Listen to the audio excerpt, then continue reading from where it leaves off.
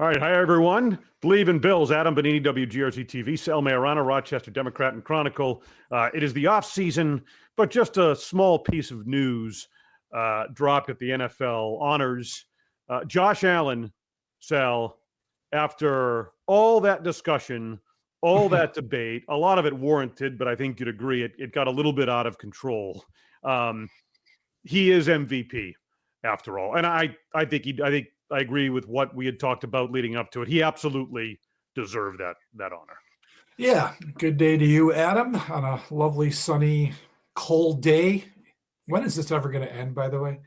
I mean, Is it ever going? Are we going to get to spring at some point? God, I'm already tired of this winter. Horrible. The ground is frozen outside. I let the dogs out, and it's a sheet of ice. I know. I could have been in New Orleans this week, Adam. Oh, that's what you're getting to with that. We could have been, yeah. Yeah, exactly. All right. Anyways, Josh Allen MVP. Yeah, it's the right choice. I have absolutely no doubt about that. I'm surprised though, because given how the All-Pro vote went, and it was so one-sided to Lamar Jackson, I just kind of assumed that because it's mostly the same voting block. I think it might be a couple of guys that are different, but I think the bulk of it's the same. It's essentially the same. Yeah. Yeah, I didn't think that they were going to do this, but I really like how this worked out because, but I just wrote a column that just posted about a half an hour ago, kind of detailing all this. And I think for first team All-Pro, I think statistics really should matter. And there's no doubt that Lamar Jackson had a better statistical season. You could even make the case that Josh was second team All-Pro. Joe Burrow and Jared Goff had better numbers statistically, but I'm fine with it going Jackson 1 and Allen 2. But then when you're talking about most valuable, and the key word there being valuable, to me, there just wasn't a choice here for what Josh Allen has to burden with this Bills roster. You look at the teams that are, the Ravens set 9 guys to the Pro Bowl. I think 5 of them were all pros. The Chiefs and the Eagles, the 2 Super Bowl teams, I think they have 10 combined all pros on their team.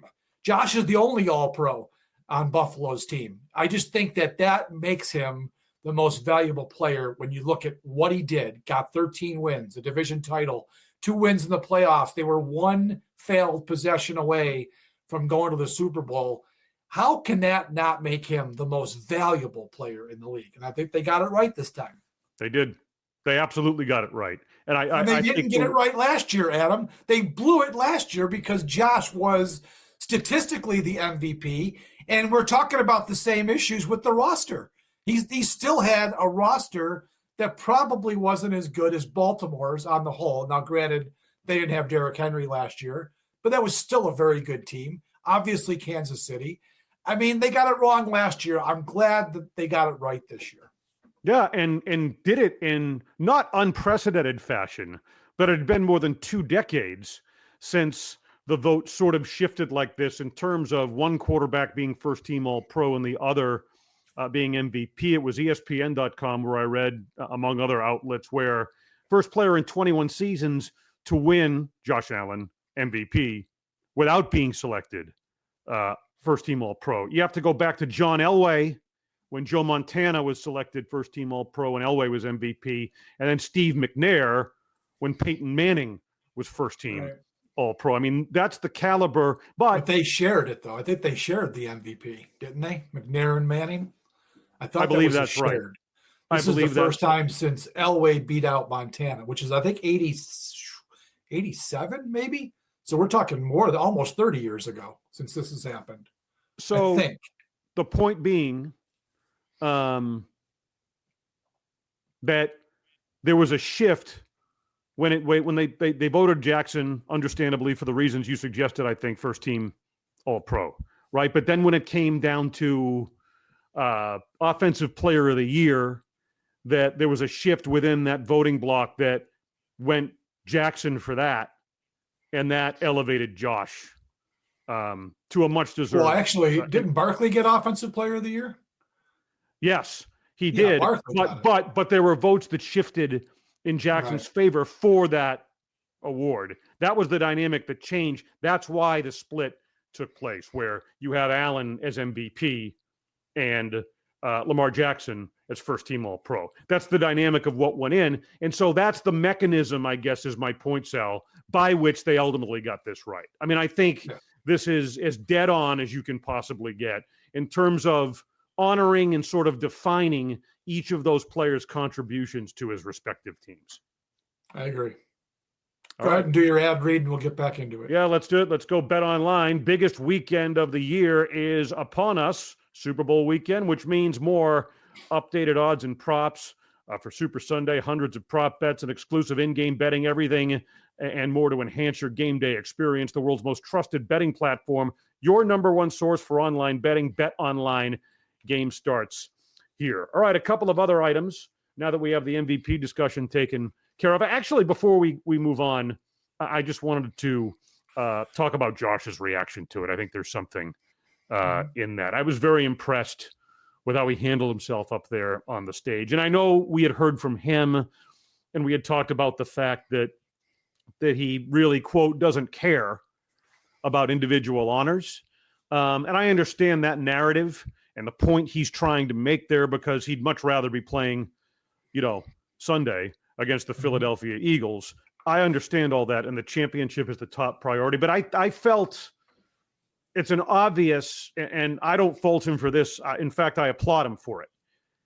There's an appreciation, there's a recognition that has come with this season. That's what I think is most significant. The way he's elevated and sort of evolved his game for reasons we discussed all season long, a much more mature, refined game that was so valuable to his team, and the respect he's earned from opposing coordinators, coaches, players in the league, from this overrated talk before last year and everything.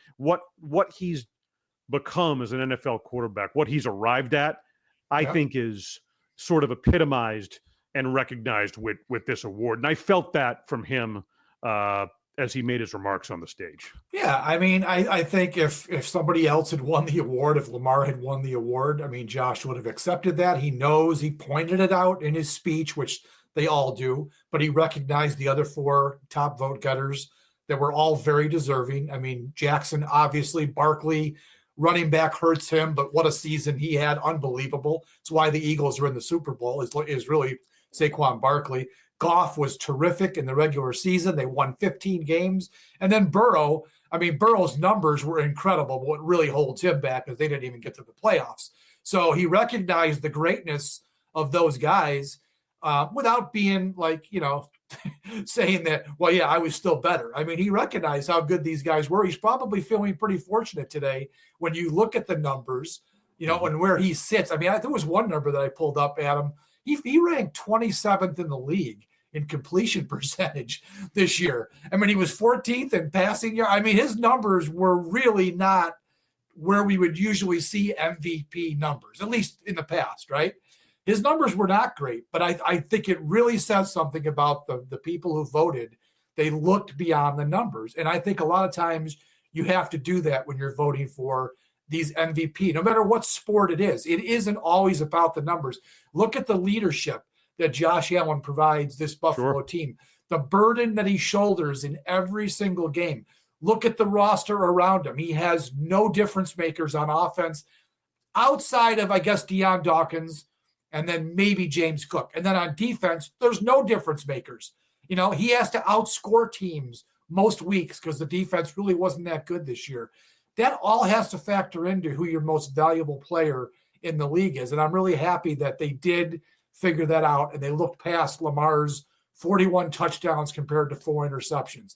It's not all about the numbers, especially in football. MVP in baseball, a lot of times it is all about the numbers. In fact, way more times than not, it's absolutely about the numbers because that really is an individual game. That's pitcher against hitter, and you can really, granularly define who the MVPs are. In football, it's teamwork, man, and you've got to be part of a team, and you're guiding 11 guys on offense. And, yeah, I mean, I could go on and on about this topic because I generally, as you know, don't care about individual awards. I have zero interest in them. But this year in particular, there was a lot of buzz around Josh Allen and the Bills, and it was very interesting to see how this whole thing panned out in the end. So I was a little more involved or invested, I guess, this year in the MVP vote. Well, that discussion was sort of inextricably woven into how the Bills functioned offensively this year, right? And what Allen did and didn't do in terms of the turnovers and everything else. And Joe Brady, which gets to the next point we want to make. What did he wind up? He winds up 5th for assistant coach of the year. That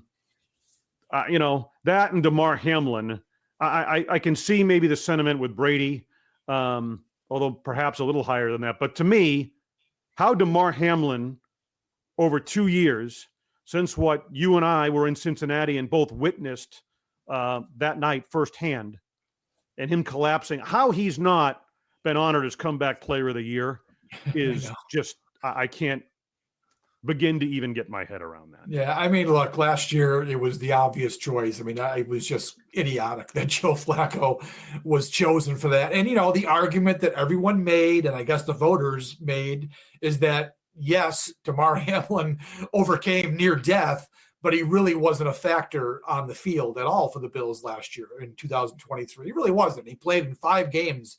I think he was inactive for most of the season.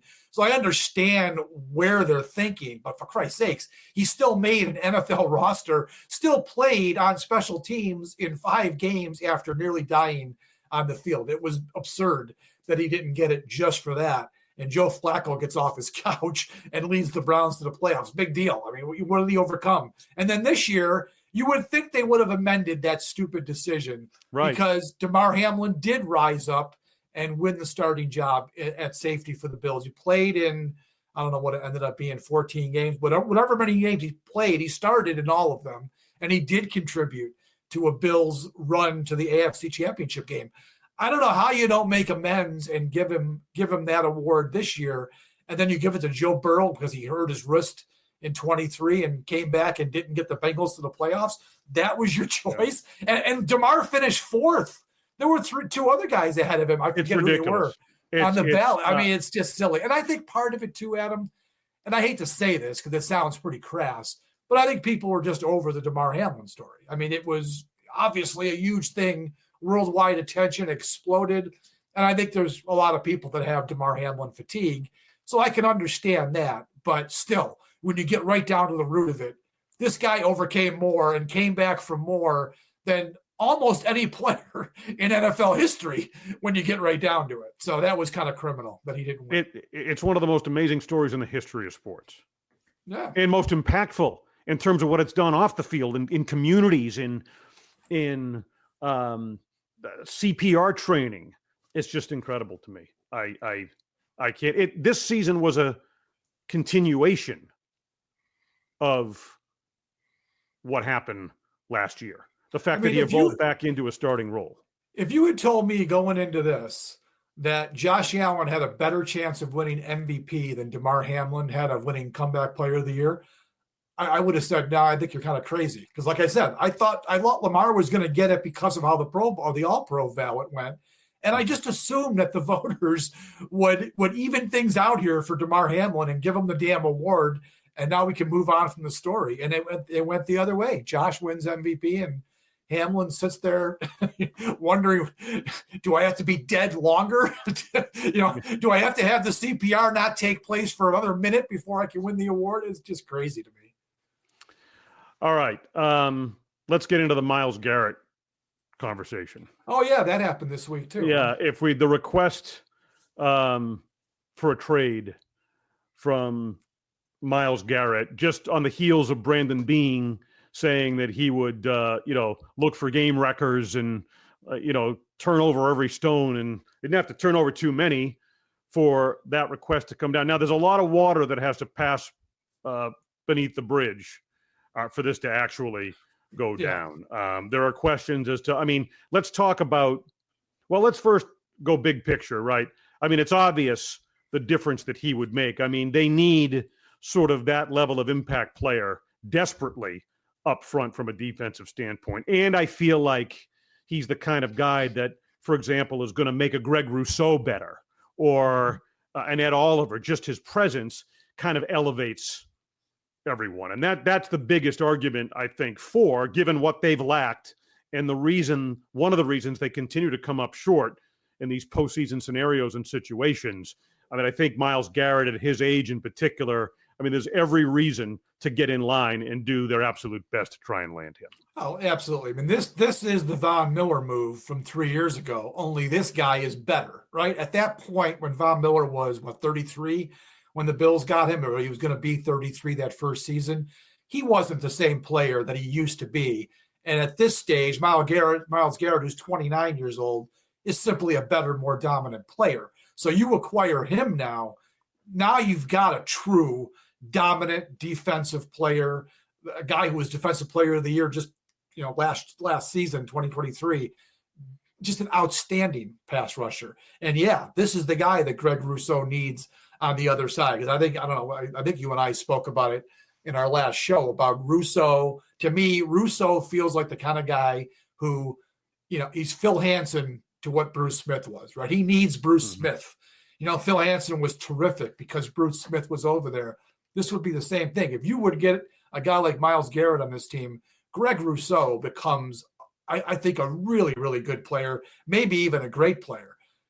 Now, is this going to happen, Adam? I really find it hard to see how the Bills can pull this off. Now, one of the big stumbling blocks is going to be the Browns are going to want draft picks, and the Bills are picking late, man.